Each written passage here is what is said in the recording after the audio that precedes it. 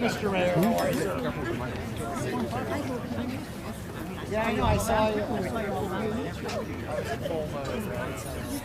You just have to deal with it.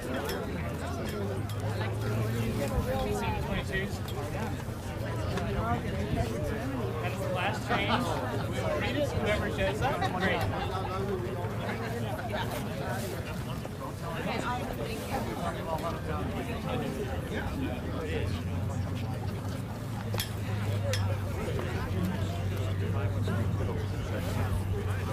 I'm good. I'll let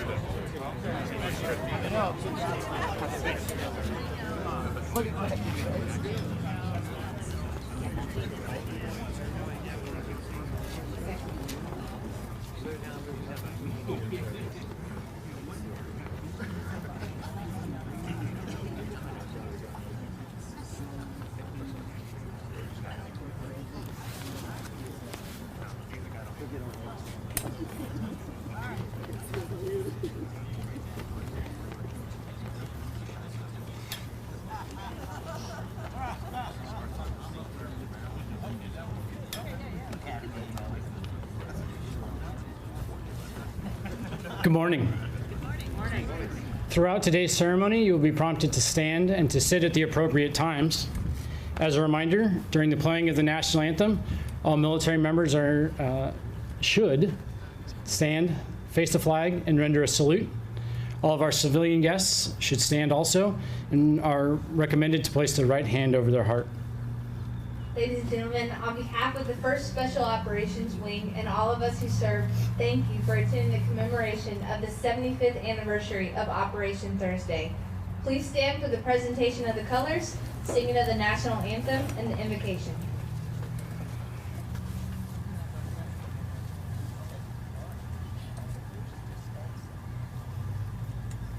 Present the colors.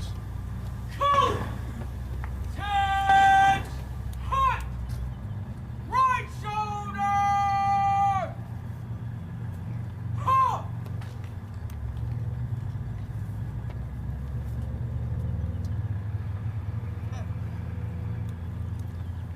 Forward! Halt!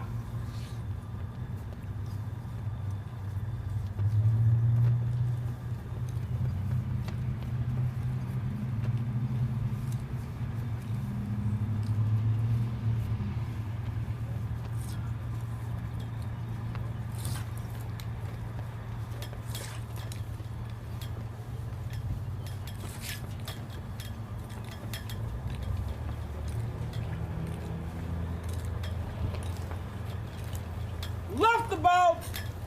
Hard!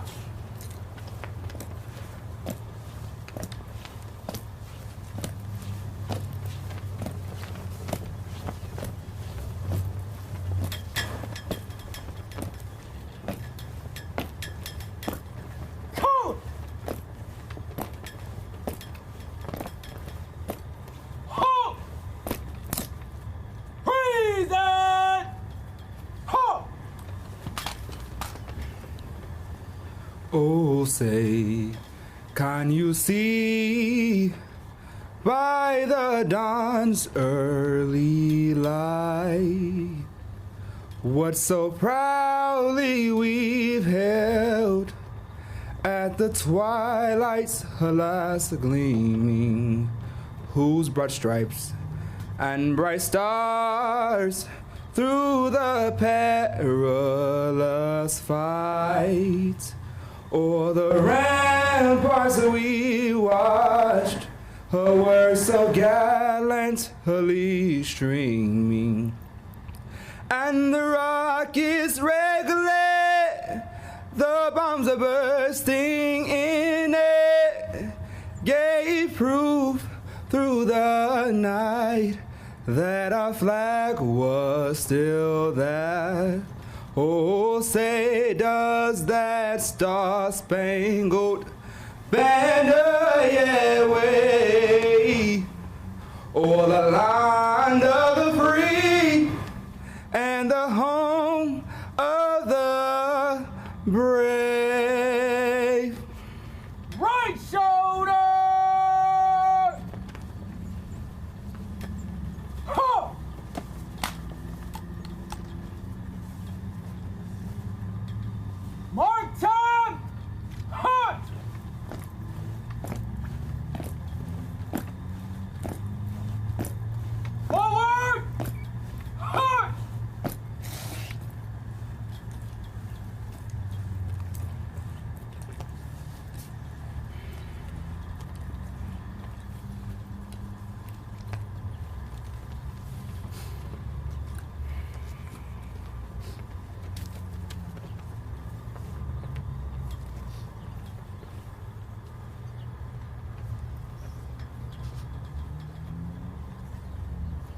Ladies and gentlemen, let us go to God in prayer.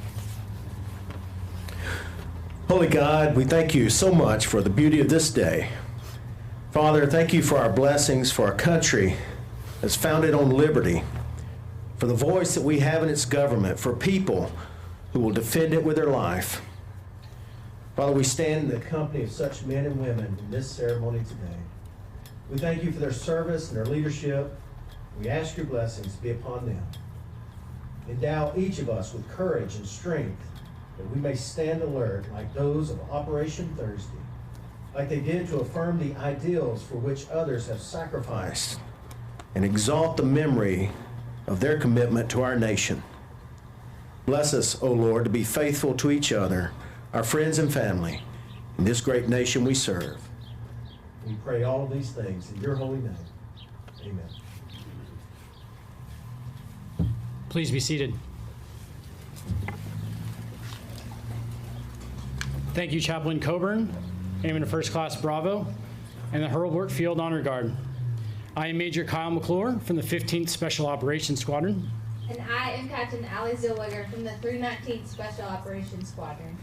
On behalf of the 1st Special Operations Wing, it is an honor to welcome you to today's ceremony. We are gathered here in a spirit of remembrance and celebration of a courageous group of individuals whose actions helped lay the foundation for the evolution of the Air Force Special Operations Command and the 1st Special Operations Wing. Please join us in welcoming the following special guests who served in Operation Thursday that began 75 years ago today. Veteran of Operation Thursday and a C-47 pilot, Lieutenant Colonel Richard Cole, United States Air Force retired, and his daughter, Miss Cindy Ciolli.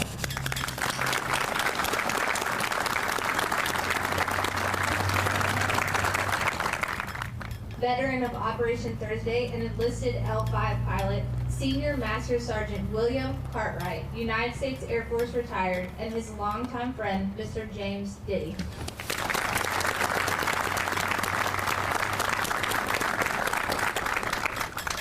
Veteran of Operation Thursday and a B-25H gunner, Staff Sergeant Pat Mira, U.S. Army Air Force, and his spouse, Carolyn.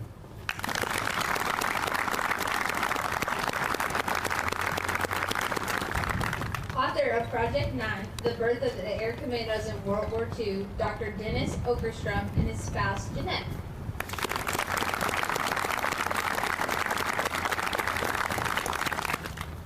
Also joining us are 3 sons of Fred H. Van Wagner, who served as a light plane pilot with the 1st Air Commando Group. Ralph R.D. Van Wagner, author of Any Place, Anytime, Anywhere, along with brothers Bruce and Roger Van Wagner.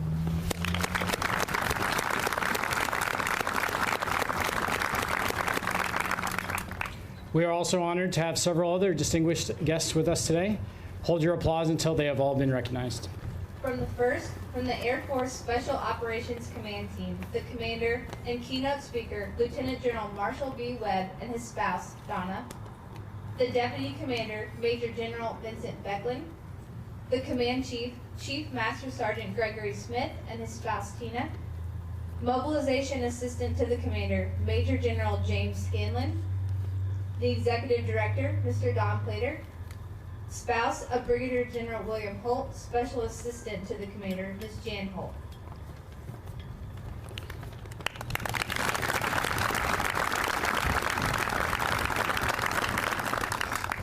Also with us today, we have Senior Military Advisor to Representative Matt Gaetz, Mr. Nate Nelson.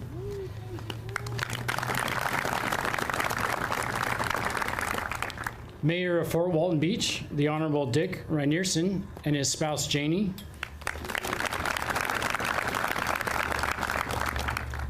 And from the 1st Special Operations Wing Command Team, the commander and our host, Colonel Michael Conley and his spouse Melissa. Vice Commander, Colonel Michael Curry, and the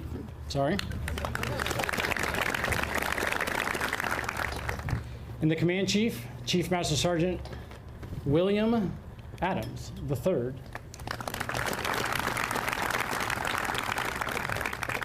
Other additional guests include Major General Richard Secord, United States Air Force, retired. Major General Clay McCutcheon, United States Air Force, retired. Chief of Staff of the Air Force Civic Leader Program, Emeritus, Mr. Tony Hughes, and his spouse, Mia. Commander, 24th Special Operations Wing, Brigadier General Claude Tudor.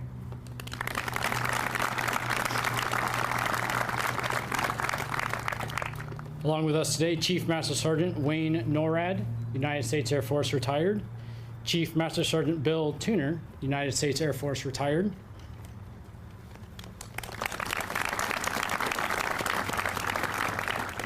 And finally, we'd like to extend a special welcome to all other wing commanders, civic leaders, honorary commanders, group and squadron commanders, directors, chiefs, first sergeants, veterans, and the men and women of Team Hurlburt.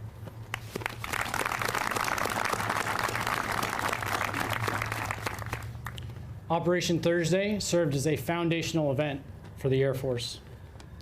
In the ingenuity and courage in the face of uncertainty demonstrated by the 1st Air Commandos allowed 10,000 Allied soldiers, 1,000 mules, and over 250 tons of supplies to be delivered over 200 miles behind enemy lines. Its unconventional use of aircraft and tactics helped establish the spirit and mentality of today's Air Commando. Ladies and gentlemen, please welcome our keynote speaker, Lieutenant General Brad Webb.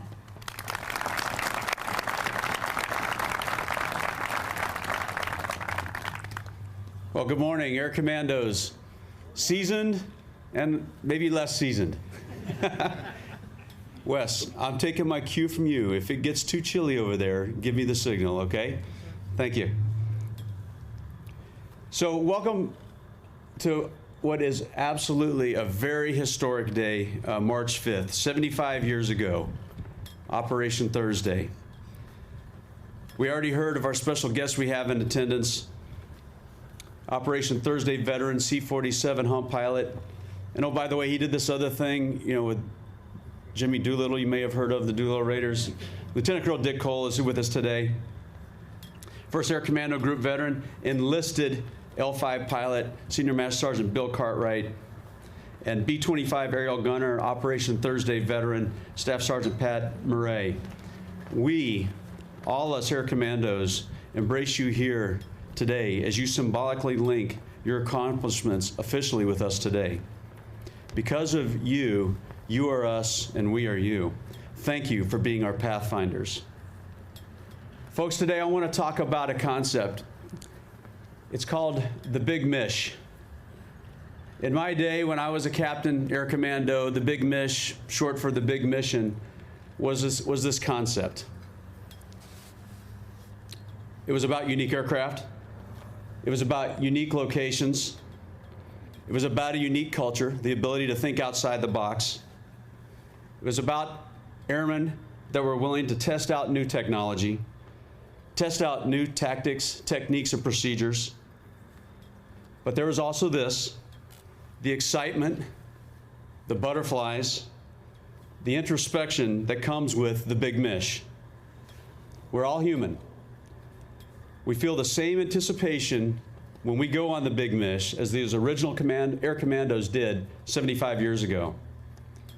We gather our hopes, we face our fears, we pray that our training has prepared us for every possible battlefield scenario. But the thing is, when you're assigned the Big Mish, rarely does everything go as planned. So we improvise, we adapt, we innovate to accomplish the mission.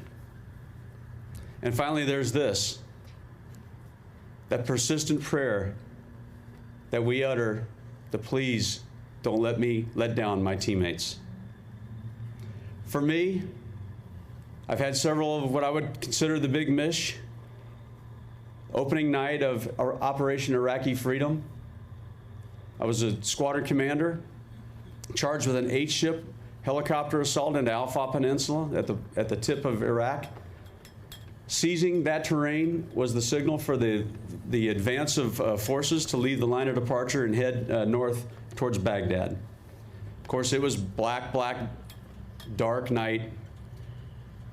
There was a lot more enemy activity than we expected. There was a lot more bombing and strafing to prepare that went on than we had anticipated.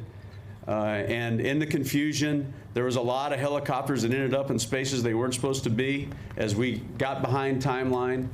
In fact, our aircraft landed on enemy bunkers. The SEALs that were running out of the back were actually shooting the enemy as they were getting off of the helicopter. As we gathered back at that FARP site to take in the next wave, I got off to talk to the Brits. Some of my crewmen handed me a cigarette. I took it. I don't smoke. That's a big mish. Of course, long before Operation Iraqi Freedom, long before Bosnia, long before Desert Storm, Just Cause, Desert One, Sante, there was Operation Thursday. So imagine March 5th, 1944, the day of the big mish for the then 5318th Provisional Unit Air, which became just down the road, the 1st Air Commando Group. It's dusk. You're climbing into a fabric and wooden glider. Moments ago, you were issued an escape kit, 90 silver rupees, and a small block of opium. You're in one of 2 gliders to be towed in tandem by a C-47. Your mission? Land in the jungle, miles behind Japanese lines, and establish an airstrip. Imagine the silence the men endured as they collectively held their breath when the gliders were pulled into the night sky.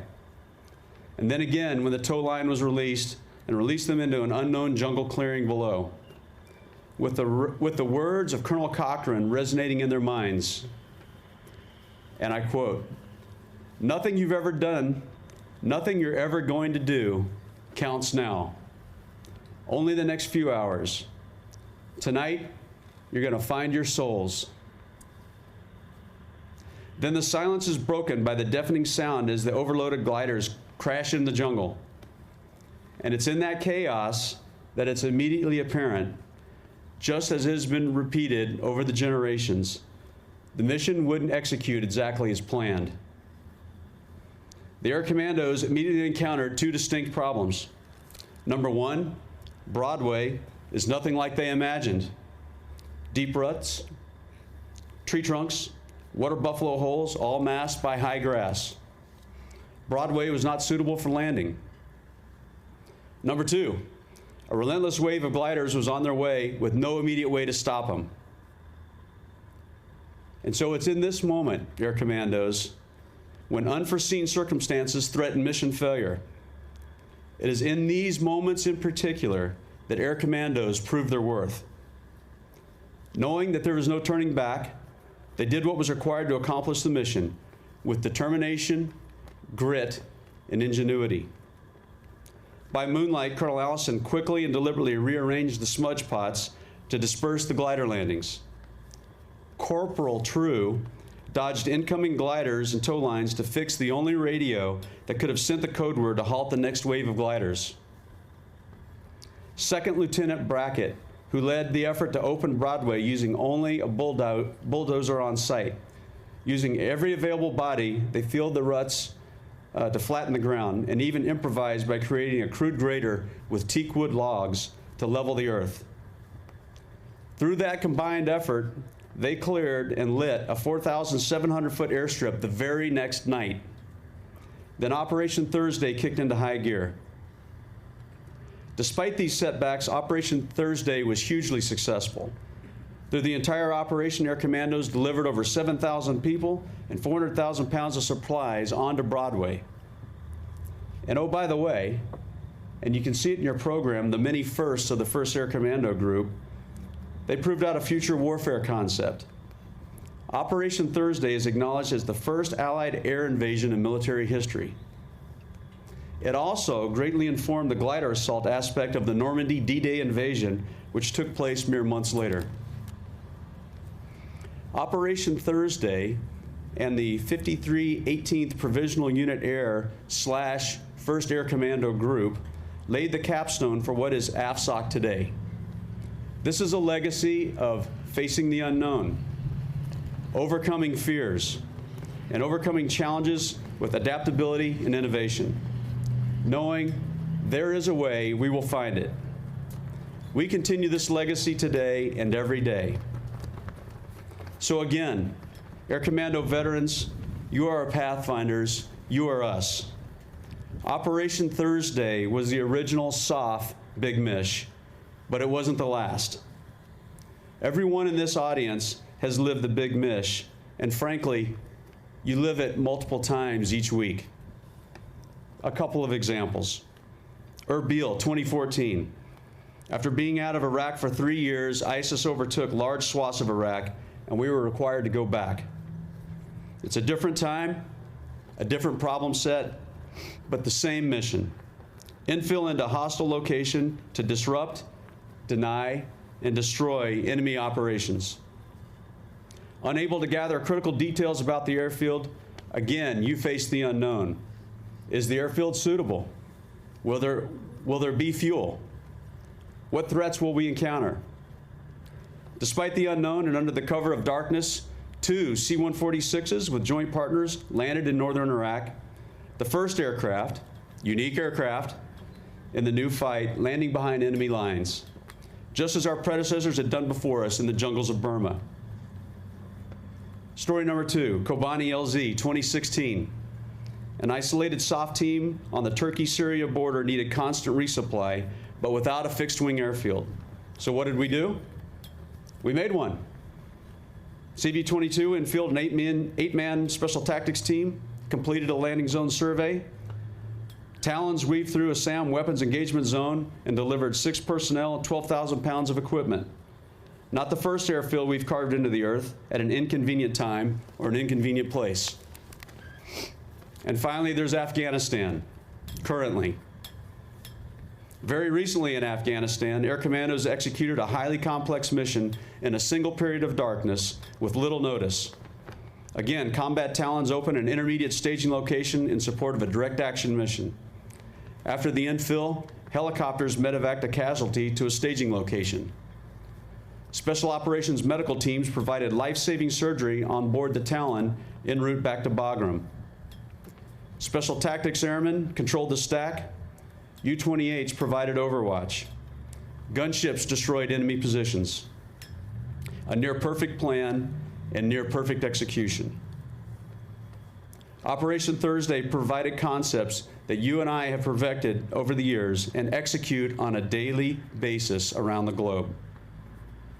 So despite being separated by time, despite fighting a different enemy in a different place, we share at a fundamental level the same attitude, the same spirit, the same character as the men of the 53 18th and now the 1st Air Commando Group.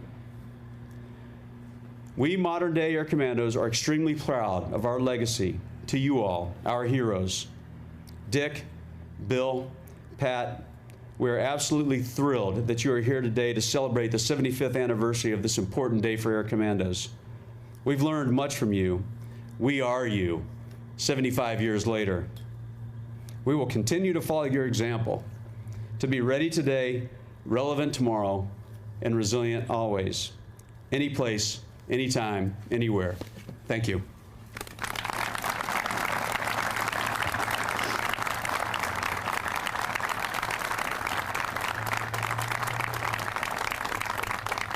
Thank you, General Webb. Ladies and gentlemen, please stand as we invite General Webb and Colonel Conley to place a wreath at the 1st Air Commando Group Memorial to honor those who sacrificed their full measure of devotion during Operation Thursday.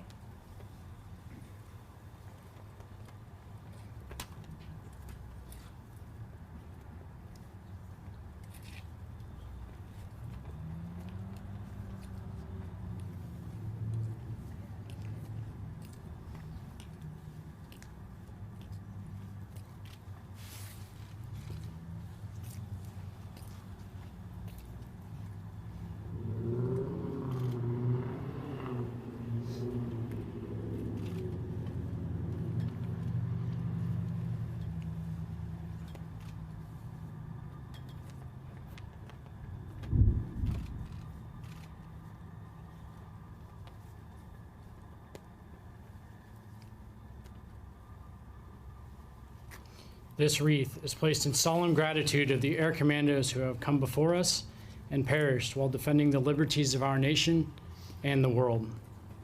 Thank you, gentlemen. General Webb will now present the Distinguished Unit Citation Streamer to the 1st Special Operations Wing, which was earned during Operation Thursday. The citation reads, "The 1st Air Commando Group was given a mission so unusual that few individuals outside the organization considered it feasible. Lacking proper military facilities for the assembling of their equipment and deprived for security reasons of native labor, officers and enlisted men assembled and tested the airplanes and equipment of the group in record time. Fighter pilots loaded bombs and refueled their own planes, while enlisted personnel unloaded strings of boxcars for future operations. The task performed by the group normally called for a strength of 5 times their number of personnel. The comparatively small assault force of the group flew as many as 682 missions in 1 month, and on one mission on 8 March 1944 destroyed 20% of the known Japanese aircraft in Burma. The liaison section of the group evacuated as many as 700 sick and wounded in less than 3 weeks. On D-Day, the group displayed exceptional teamwork, destroyed the enemy position, carried assault troops and engineers behind enemy lines, and supplied them until their mission had been accomplished. This display of group heroism and devotion to duty reflects the highest credit on the 1st Air Commando Group and the military forces of the United States.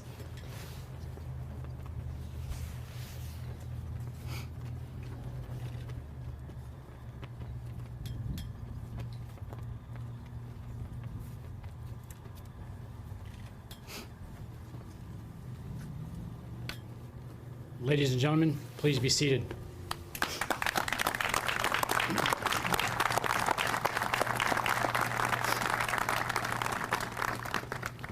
To further honor the sacrifices of those who participated in Operation Thursday, the 1st Special Operations Wing will perform a flyover demonstrating the evolution of concepts and mission sets developed by the early Air Commandos. Each aircraft and capability it represents pays homage to the aircraft flown by the members of the 1st Air Commando Group. First, the MC-130H Combat Talon II is a specialized C-130 featuring terrain following and terrain avoidance radars to provide infiltration, exfiltration, and resupply of special operations forces and equipment in hostile or denied territory. It fulfills the role originally assigned to the C-47s operating in the transport section of the 1st Air Commando Group, who were able to deliver and retrieve the personnel and material required for extended operations behind enemy lines. Newer Talon II mission sets include psychological operations and helicopter and vertical lift air refueling. The MC-130H is proudly flown by the 15th Special Operations Squadron and supports inherent resolve as well as worldwide contingency operations.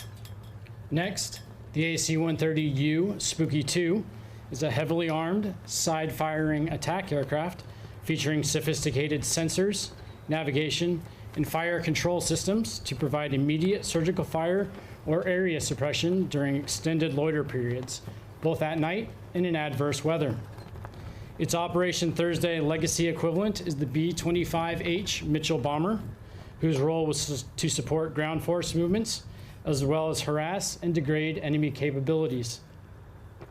The 3rd generation gunship specializes in close air support, air interdiction, and armed reconnaissance with its 25, 40, and 105 millimeter cannons. Spooky was overhead for the opening nights of Operation Enduring Freedom and continues to support operations in Afghanistan, in addition to worldwide contingency operations. The AC-130U is proudly flown by the mighty 4th Special Operations Squadron. Next, the U-28A is a modified single-engine Pilatus PC-12 featuring tactical communications capabilities, electro-optical sensors, advanced navigation systems, and the ability to operate from short and semi-prepared runways.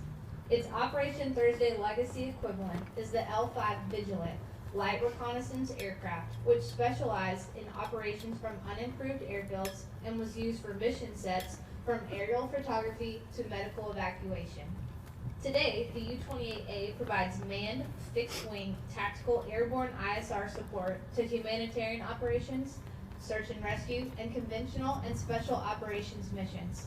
It currently supports Operations Freedom Sentinel and the Resolute Support Mission, in addition to worldwide contingency operations.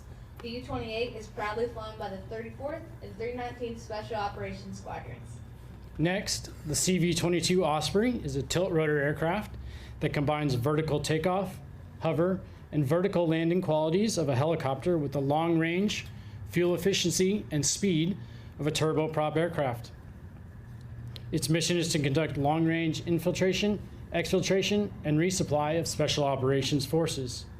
During Operation Thursday, the Sikorsky YR-4B helicopter pioneered vertical lift technology on the battlefield to include the first combat rescue by a helicopter. CV-22s currently support Operation Inherent Resolve in addition to worldwide contingency operations. The Osprey is proudly flown by the 8th Special Operations Squadron. Finally, the AC-130J Ghost Rider is the Air Force 5th generation gunship and will provide unprecedented combat capability for Air Force Special Operations Command and its joint partners. It integrates side-firing 30mm and 105mm cannons with advanced digital avionics, a robust communication suite, and multiple precision-guided munitions. Its extensive loiter time, combat radius, and lethality honor the use of P-51A Mustangs and B-25H bombers used for long-range interdiction during Operation Thursday. As the most advanced AC-130 gunship, the AC-130J will transform the battlefield for years to come and is proudly flown by the 73rd Operations Squadron. Today, the MC-130H is flown by Lieutenant Colonel Dave Lucas, Major Michael Tucker, Major Bo Parmer, Captain Jessamy Carr, Master Sergeant Chris Bohannon.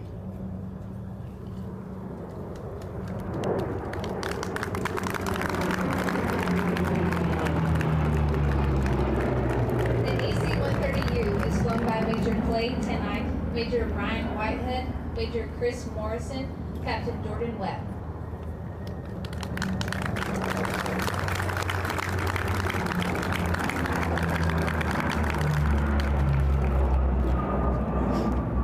The U-28 is flown by Major Ed Miltenberger, Captain Chris Protos, Captain Larry Kozakowski, and Senior Airman Alex Collada.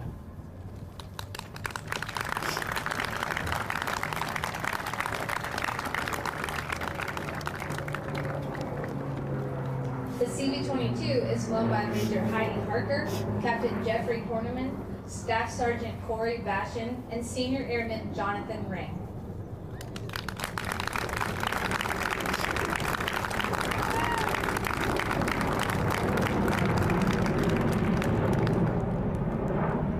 The AC-130J is flown by Major Ryan Sleater, Captain Bud LaFarve, Captain Caitlin Zito, First Lieutenant Shelby Copenhaver.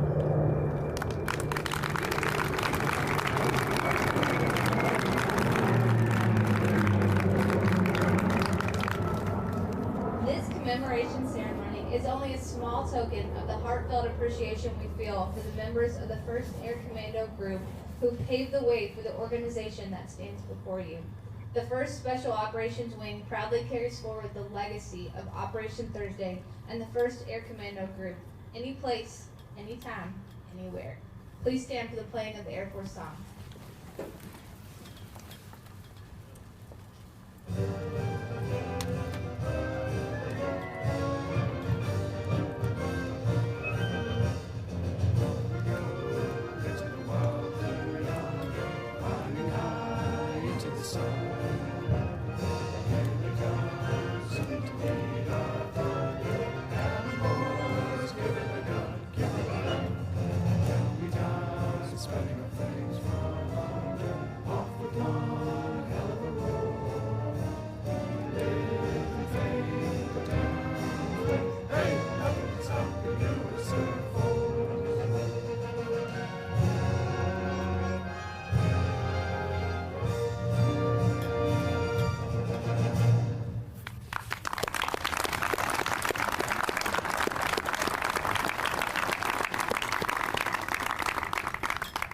Ladies and gentlemen, thank you for attending our ceremony today. Before you depart, please take a few moments to visit the Air Park, which represents the evolution of the Air Commando. Thank you so much.